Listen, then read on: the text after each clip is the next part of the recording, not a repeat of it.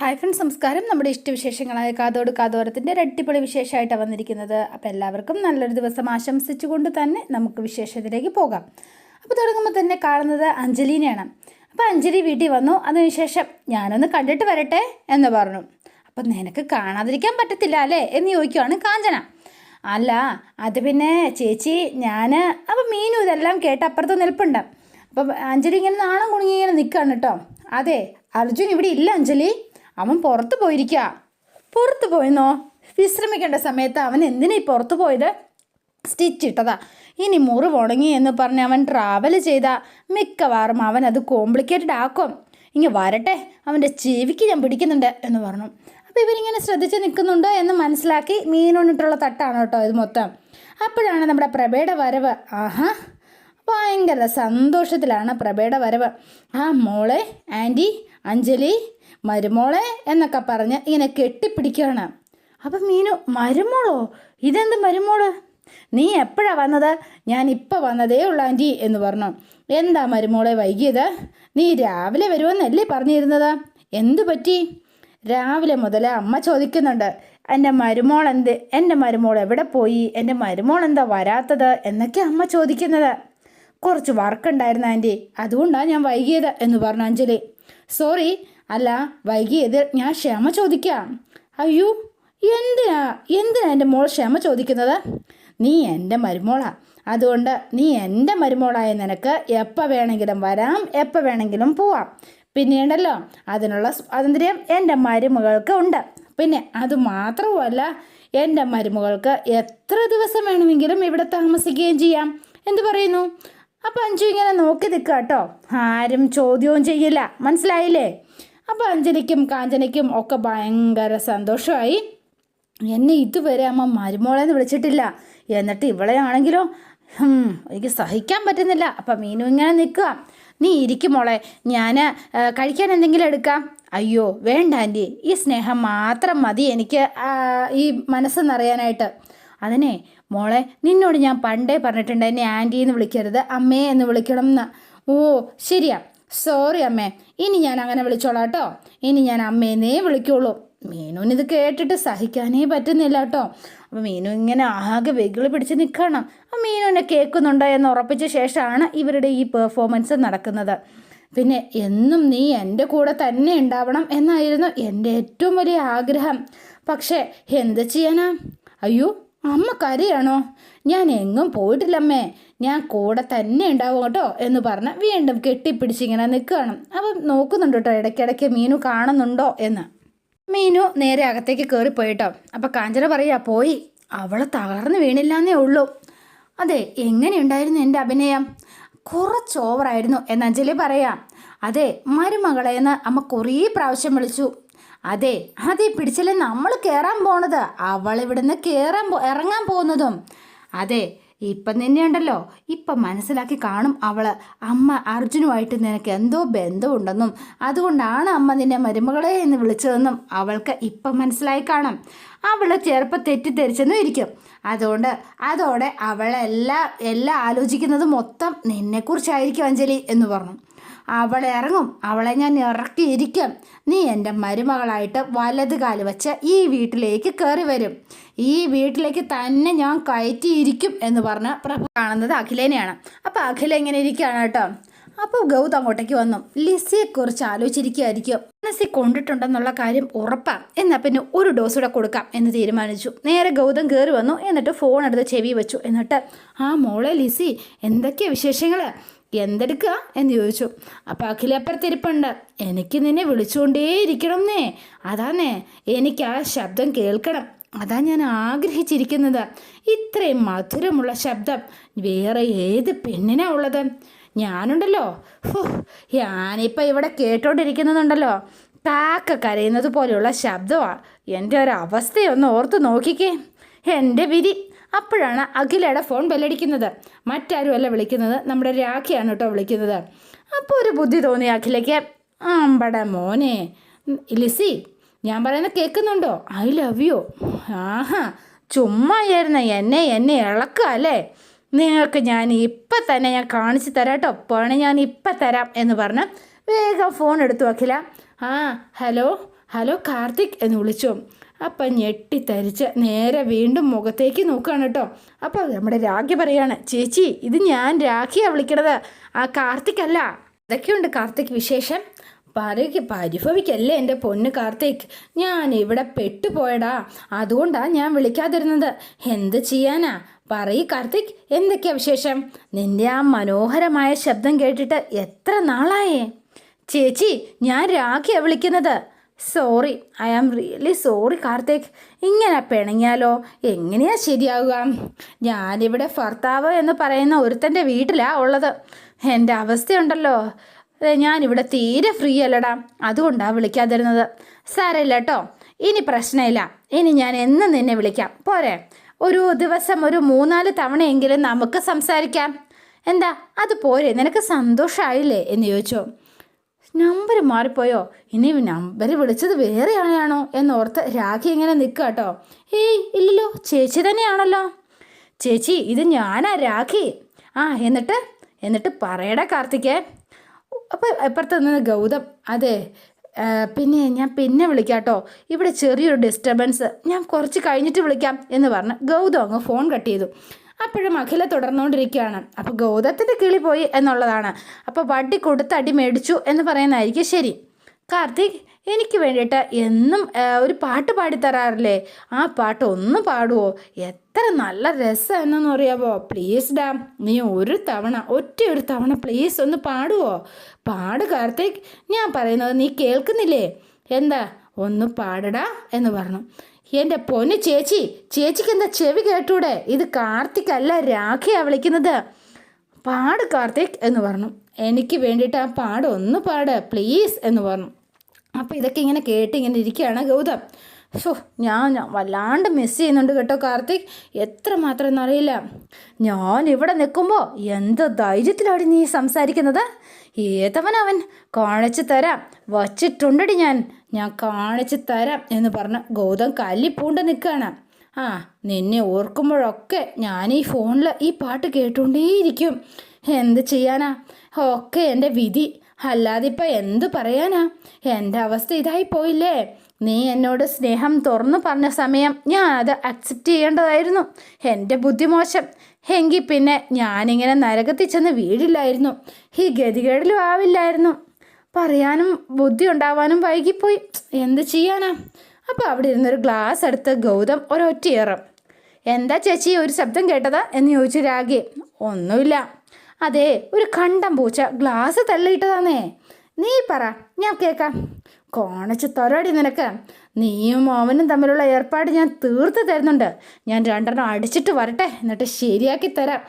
അപ്പോൾ ഇതെല്ലാം സഹിക്കാതെ ഗൗതം വേഗം തന്നെ റൂമിൽ നിന്ന് ഇറങ്ങി പുറത്തേക്ക് പോവാണ്. പോയി എന്ന് ഉറപ്പായപ്പോഴത്തേനും ഉടനെ ചിരിച്ചുകൊണ്ടിരിക്കുകയാണ് അഖില. പറയടി കാർത്തിക എന്ന് പറഞ്ഞു. എന്തുണ്ട് വിശേഷം? എൻ്റെ പൊന്നു ചേച്ചി, ഞാൻ രാഖിയാ.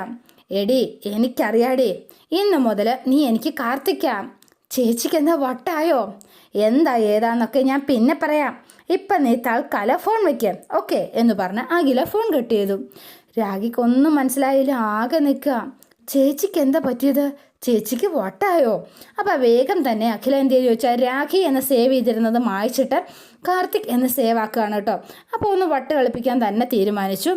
ഒരടി വാങ്ങിച്ചാൽ 4 എണ്ണം തിരിച്ചു കൊടുക്കുന്നവളാ ഈ അഖില. അത് പണ്ടേ എൻ്റെ ഒരു ശീല. പിന്നെ നമ്മൾ മിണ്ടാതിരിക്കുമ്പം തല കയറി മോള കരയ്ക്കും, അതാ ഇവരുടെ ഒരു ശീലം. ശരിയാക്കി തരാം ഞാൻ എന്ന് പറഞ്ഞ് അഖില ഇങ്ങനെ കാത്തിരിക്കുകയാണ്. പിന്നെ കാണുന്നത് മീനുവിനെയാണ്. അപ്പോൾ ദിനേശ് ചേട്ടൻ അങ്ങോട്ടേക്ക് വന്നു കേട്ടോ. മീനു എന്ന് വിളിച്ചു. അർജുൻ ഇവിടെ ഉണ്ടോ? ഇല്ല, ഇവിടെ ഇല്ല.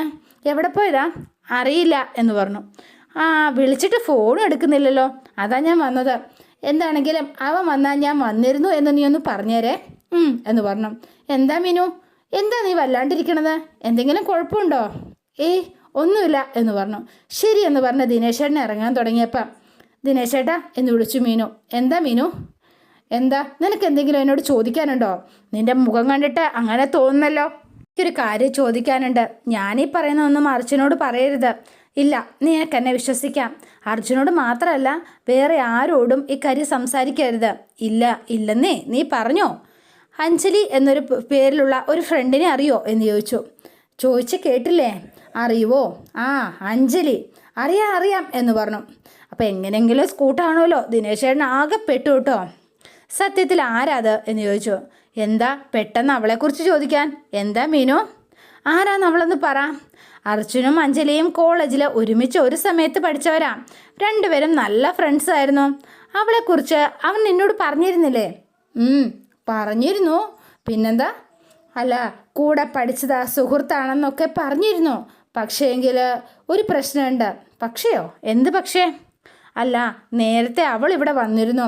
അപ്പോൾ അടുത്തിരുന്നൊക്കെ അവൾ ഇടപഴകുന്നത് കണ്ടു. അതുമാത്രമല്ല, അമ്മ അവളെ മരുമകളെ എന്നാ വിളിച്ചത്. അതെന്തിനാ? എന്തുകൊണ്ടാ അങ്ങനെ വിളിക്കാൻ കാരണം? ഞാനും അഖിലയുമാണ് ഇവിടുത്തെ മരുമക്കൾ. ഞങ്ങൾ ഇതുവരെ അമ്മ ഞങ്ങളെ അങ്ങനെ വിളിച്ചിട്ടേയില്ല. പക്ഷെ അവളെ പല തവണ വിളിച്ചു. ഞാൻ കേൾക്കാൻ വേണ്ടി ആയിരിക്കും. എനിക്കത് നല്ല വിഷമമുണ്ടാക്കി. എന്തിനാ അമ്മ അങ്ങനെ അവളെ വിളിച്ചത്? എന്താ കാരണം?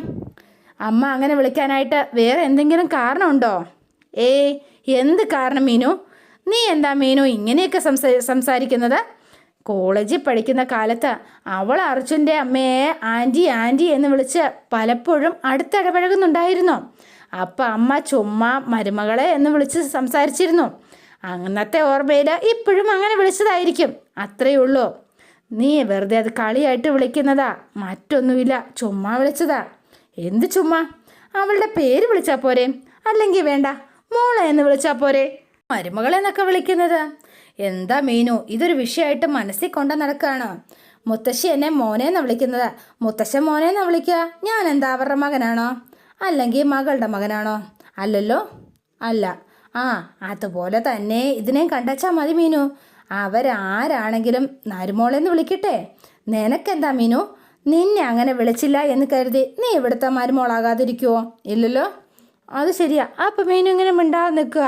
അവരെന്ത് വേണേലും വിളിക്കട്ടെ, പറയട്ടെ. നീ അതൊന്നും മനസ്സിൽ കൊണ്ട നടക്കണ്ട, ഗൗനിക്കാനേ പോണ്ട. നിനക്കറിയാലോ അവരുടെയൊക്കെ ഒരു സ്വഭാവം. ഇങ്ങനെ ഞാൻ പറഞ്ഞു എന്ന് ആരോടും പറയില്ല കേട്ടോ. പറയില്ല എന്ന് ഞാൻ പറഞ്ഞില്ലേ മീനു? എന്നാൽ ഞാൻ ഇറങ്ങട്ടെ എന്ന് ചോദിച്ചു. അപ്പം ദിനേശ് വേഗം സ്കൂട്ടായി പുറത്തിറങ്ങിയിട്ട്, എൻ്റെ അമ്മോ രക്ഷപ്പെട്ടു. ഇനിയിപ്പോൾ ആകെ പെട്ടത് തന്നെ. പാവം മീനു, അവൾക്ക് എന്തൊക്കെയോ സങ്കടമുണ്ട്. മീനു വിഷമിക്കാൻ വേണ്ടിയിട്ട് നമ്മുടെ കാഞ്ചനയും അമ്മയും കൂടെ ചേർന്ന് നടത്തിയ നാടകമായിരിക്കും. അവൾക്ക് നല്ല സങ്കടമുണ്ട്. ഇതൊന്നും ഇനി ഒരു വിഷയമാവുമോ? അർജുൻ്റെ ജീവിതത്തെ ബാധിക്കുമോ? അപ്പം അതൊക്കെ ഓർത്താണ് ദിനേശിന് ആകെ ഒരു സങ്കടം കേട്ടോ. അപ്പം മീനു ഇങ്ങനെ ചിന്തിച്ച് വിഷമിച്ചിരിക്കുകയാണ്. പിന്നെ കാണുന്നത് അർജുനെ കാത്ത് നിൽക്കുമായിരുന്നു ദിനേശ്.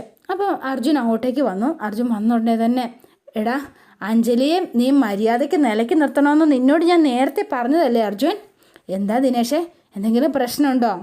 അഞ്ജലി ഇന്ന് ഇവിടെ വന്നിരുന്നു എന്ന് പറഞ്ഞു. അപ്പം ഞെട്ടിപ്പോയി. നമ്മുടെ അന്ന് ഹോസ്പിറ്റലിലും വീട്ടിലും വന്നത് നീ കുത്തേറ്റ് കിടക്കുന്നത് കാണാൻ വന്നതാണെന്ന് പറയാം. പക്ഷേ എടാ, എന്തിനാ ഇന്ന് അവളിവിടെ വന്നത്? എനിക്കറിയില്ല. ഇന്ന് അവളിവിടെ വന്നു. നിൻ്റെ അമ്മയും ചേച്ചിയും സ്നേഹത്തോടെ ഇടപെട്ടു. അമ്മയാണെങ്കിൽ മരുമകളെ എന്ന് വിളിച്ചാ സ്വീകരിച്ചത്. അത് മീനൂന് വല്ലാണ്ട് ഹേർട്ടായിട്ടുണ്ട്. അവൾക്ക് പിന്നെ വിഷമാകാതിരിക്കുമോ? അവളെ ഇന്ന് വരെ നിൻ്റെ അമ്മ അങ്ങനെ വിളിച്ചിട്ടില്ലല്ലോ. അവൾ എന്നോട് പറഞ്ഞ ഇക്കാര്യം. അവൾക്ക് നല്ല വിഷമമുണ്ട് കേട്ടോ. അങ്ങനെ വിളിക്കാൻ മാത്രം ആരാണ് അഞ്ജലി എന്ന് അവൾ ചോദിച്ചത്.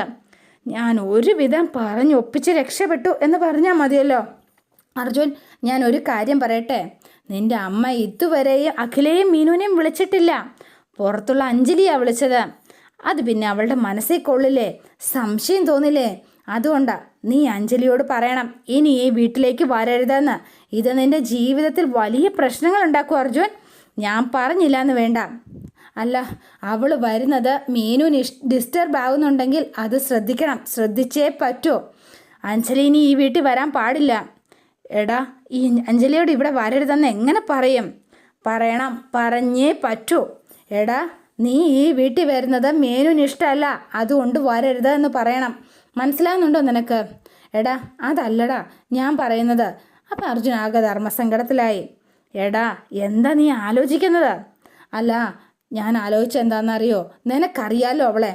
ഒരു കാലത്ത് ഞാനും അവളും പ്രണയത്തിലായിരുന്നു. എൻ്റെ കല്യാണം കഴിഞ്ഞ ശേഷം എന്നെ അവളെ വിട്ടതേയില്ല. പക്ഷേങ്കിൽ എത്ര പുറകെ നടന്നാലും മീനുവിനെ ഞാൻ ഒഴിവാക്കില്ല എന്ന് ഞാൻ അവളോട് പറഞ്ഞതാ. അപ്പോൾ ഒടുക്കം അവൾക്ക് കാര്യം മനസ്സിലായി. ഇപ്പം അവൾക്ക് ഞാൻ പഴയ അർജുനായിരുന്നില്ല. ഇപ്പം അവൾ എന്നെ കാണുന്നത് ഫ്രണ്ടായിട്ടാ. ഞാനും അങ്ങനെ തന്നെയാണ്. അല്ല, ഇപ്പം ഞാൻ അവളോട് വീട്ടിലേക്ക് വരരുത് എന്ന് പറഞ്ഞാൽ ഞാൻ അവളോട് കാണിക്കുന്ന വലിയ തെറ്റായി പോടാ. ഒരു തെറ്റുമില്ല. അതെ, അവൾ നിൻ്റെ ഫ്രണ്ടായിട്ടാണ് നിന്നെ അക്സെപ്റ്റ് ചെയ്യുന്നതെങ്കിൽ നീ പറയുന്നത് അവൾ ഉൾക്കൊള്ളും, അനുസരിക്കും. അതാ ചെയ്യുക. എടാ, അഞ്ജലി പറയുന്നത് അങ്ങനെ തന്നെ വിശ്വസിക്കണ്ട. നിനക്കറിയാലോ അവളെ, സൂക്ഷിക്കണം നീ എന്ന് പറഞ്ഞു. ഏയ് ഇല്ലടാ, അവൾ ആകെ മാറി ദിനേശേ. എന്തായാലും നീ ഇവിടെ വരരുത് എന്ന് പറഞ്ഞേ പറ്റൂ. എടാ, മീനു വിഷമിച്ചിരിക്കുകയായിരിക്കും. നീ ചെന്ന് എന്തെങ്കിലും പറഞ്ഞ് അവളെ ഒന്ന് സമാധാനിപ്പിക്കുക. അപ്പം അകത്തേക്ക് കയറി ചെല്ലുമ്പോൾ മീനു ഇങ്ങനെ ആലോചിച്ചിരിക്കുകയാണ്. അപ്പം അഞ്ജലി ഒന്ന് വിളിക്കാമെന്ന് പറഞ്ഞ് പെട്ടെന്ന് തന്നെ അർജുൻ വിളിച്ചെങ്കിലും ഫോൺ കിട്ടിയതേ ഇല്ല കേട്ടോ. അവൾ ഫോൺ എടുക്കുന്നില്ലല്ലോ എന്നോർത്ത റൂമിലേക്ക് ചെല്ലുമ്പോൾ മീനു ഇങ്ങനെ ഇരിക്കുകയാണ്. അപ്പം ഞാനിനി അർജുനോട് ഇക്കാര്യം ചോദിച്ചാലോ, അവൻ പോസിറ്റീവായിട്ട് എടുക്കുമോ അതോ തെറ്റിദ്ധരിക്കുമോ? അപ്പോൾ അർജുൻ നേരെ റൂമിലേക്ക് കയറി വന്നു, വാതിലടച്ചു. മീനു, എന്താ മീനു ആകെ വല്ലാണ്ടിരിക്കുന്നത്? ഫുഡ് കഴിച്ചോ? എന്ന് പറഞ്ഞു. എന്താ ഒരു വിഷമം പോലെ? അല്ല, ഇന്നലെ രാത്രി മുതൽ തുടങ്ങിയതാണല്ലോ, എന്നോട് ദേഷ്യത്തിലാണെന്ന് തോന്നുന്നല്ലേ എന്ന് ചോദിച്ചു. അപ്പം അത് തിരിഞ്ഞു എന്നിട്ട് മീനു ചോദിക്കുക, അല്ല, ഞാനൊരു കാര്യം ചോദിച്ചാൽ താനത് തെറ്റായിട്ട് എടുക്കരുത്. ഇല്ല, അഞ്ജലിയും നിങ്ങളും തമ്മിലുള്ള ബന്ധം എന്താ എന്ന് ചോദിച്ചു. അപ്പോൾ മിണ്ടുന്നില്ല, ഇങ്ങനെ മിണ്ടാതെ നിന്നു കേട്ടോ. അല്ല, കൂടെ പഠിച്ചു വരുന്നവൾ ആ ഫ്രണ്ടാ എന്നൊക്കെ നിങ്ങൾ എന്നോട് പറഞ്ഞിരുന്നു, അത് ശരിയാ. വെറും ഫ്രണ്ടാണോ അതോ ക്ലോസ് ഫ്രണ്ടാണോ അതോ എന്ന് ചോദിച്ചു. ഞാൻ ചോദിച്ചത് കേട്ടില്ലേ എന്ന് ചോദിച്ചപ്പോഴും അർജുൻ മിണ്ടാതെ ഇങ്ങനെ കേൾക്കുകയാണ് കേട്ടോ. ഞാൻ അവളെ കാണുന്നത് ഹോസ്പിറ്റലിൽ വെച്ചാണ് കാണുന്നത് തന്നെ. അന്ന് അവളുടെ പെരുമാറ്റം അത്ര ശരിയായിട്ട് എനിക്ക് തോന്നിയതേ ഇല്ല. നിന്നോട് ചോദിച്ചപ്പോൾ നീ പറഞ്ഞു കോളേജിൽ ഒരുമിച്ച് പഠിച്ച ഫ്രണ്ടാണ് എന്നൊക്കെ. ഞാനന്ന് അത് വിശ്വസിക്കുകയും ചെയ്തു. അതുകൊണ്ട് ചോദിക്കുക, ഇന്നലെ അവൾ ഇവിടെ വന്നു, അടുത്തിടപഴകി. പിന്നെ അത് മാത്രമല്ല, ഇന്നും അവൾ ഞാൻ നിന്നെ കെയർ ചെയ്യുന്നില്ല എന്നൊക്കെ രീതിയിലാണ് അവൾ സംസാരിച്ചത്. അതൊക്കെ പറയാൻ അവൾ ആരാ തന്നെ? ആരാ തൻ്റെ? പിന്നെ ഇന്ന് വീണ്ടും അവളിവിടെ വന്നു. എന്നിട്ടോ അമ്മ അവളെ മരുമകളെ എന്നൊക്കെ വിളിച്ചാണ് സംസാരിച്ചത്. എന്താ അതിനർത്ഥം? എന്നെ ഇതുവരെ അമ്മ എന്നെ അങ്ങനെ വിളിച്ചതേ ഇല്ല. അവളെ എന്തുകൊണ്ടാണ് അങ്ങനെ വിളിച്ചത്?